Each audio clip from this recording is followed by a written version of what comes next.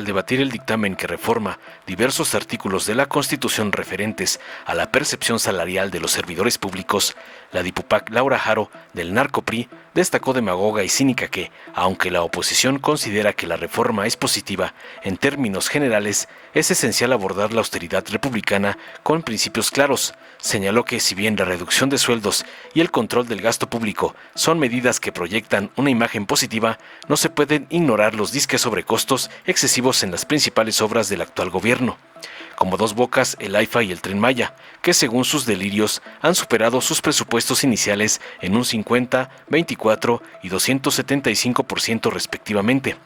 Descarada propuso que, además de promover la austeridad, se establezcan en la Constitución los principios de racionalidad, reducción y control del gasto, para garantizar mayor transparencia y rendición de cuentas en futuros proyectos gubernamentales, concluyó su cantaleta falsaria.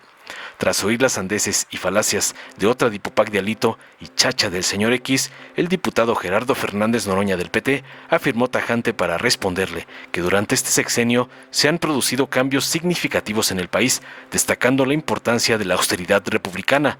Al fijar la postura de su bancada en la Comisión de Puntos Constitucionales, sostuvo que la reforma propuesta es necesaria debido a la resistencia de algunos funcionarios públicos, especialmente del Poder Judicial, a ajustar sus ingresos conforme a la Constitución, que establece que nadie debe ganar más que el presidente de la República. Argumentó contundente que las modificaciones clarifican la distinción entre salario y prestaciones para evitar interpretaciones equivocadas. Finalmente celebró que la reforma obligará al Poder Judicial a adherirse a la Constitución, subrayando que es incongruente que cualquier servidor público gane más que el presidente, ya que esto socava la política de austeridad. Veamos enseguida cómo el doctor Noroña aniquila a una dipupac de Alito por atacar el que AMLO quiera bajarle el sueldo a los narcojueces, como le ordena su padrote, el narcoampón Claudio X.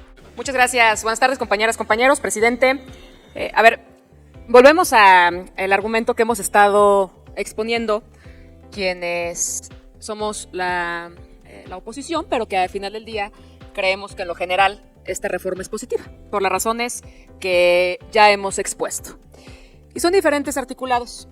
Sin embargo, hablar solamente y en términos generales de disminuir los sueldos, de generar esta idea de una austeridad republicana, es a todas luces, hacia afuera, positivo y también hacia el interior del poder público, pero también creo que estamos omitiendo en el propio articulado del 73 constitucional, en cuanto se habla de la expedición de leyes en materia de responsabilidad hacendaria.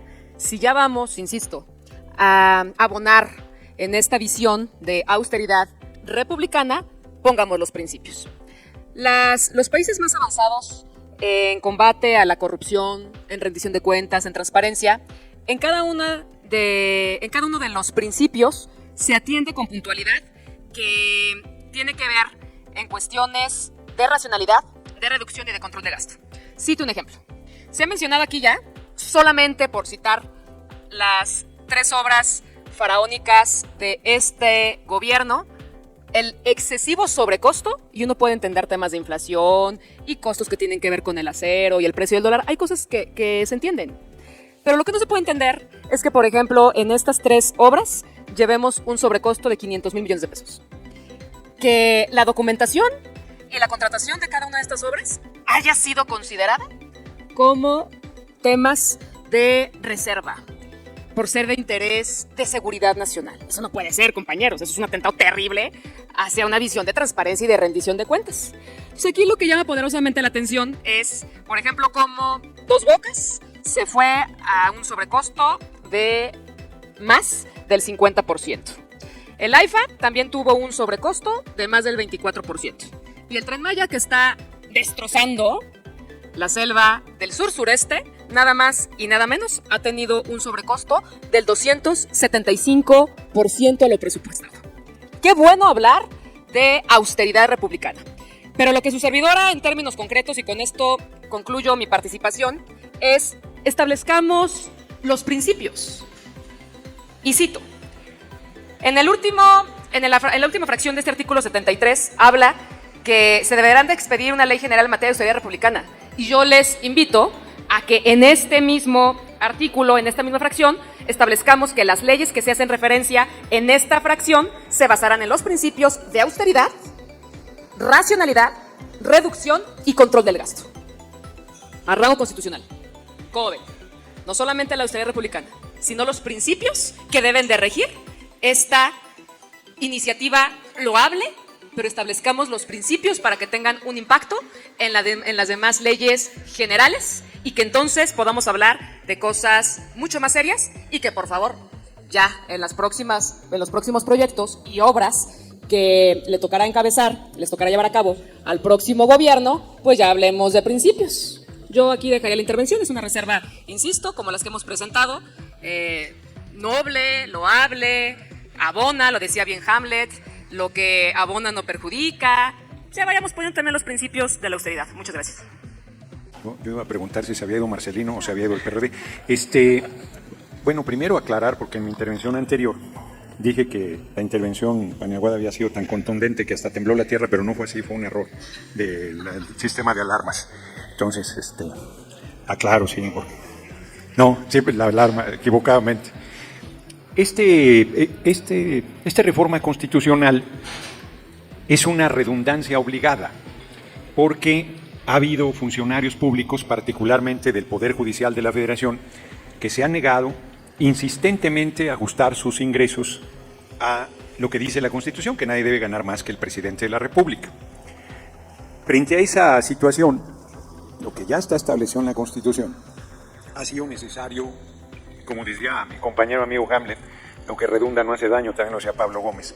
Y entonces se plantea ahí una serie de consideraciones todavía más precisas para que no haya. Y también había un debate sobre si era solo su salario, prestaciones adicionales. Entonces clarifica todavía más en este sentido, para que nadie pueda argumentar diferencias de significado, de alcances entre salario y ingreso, prestaciones y una serie de cosas. Entonces queda ya bastante definido. Sí han cambiado las cosas en el país, se podrá regatearlo la oposición, pero sin duda la transformación ha sido en serio y a fondo.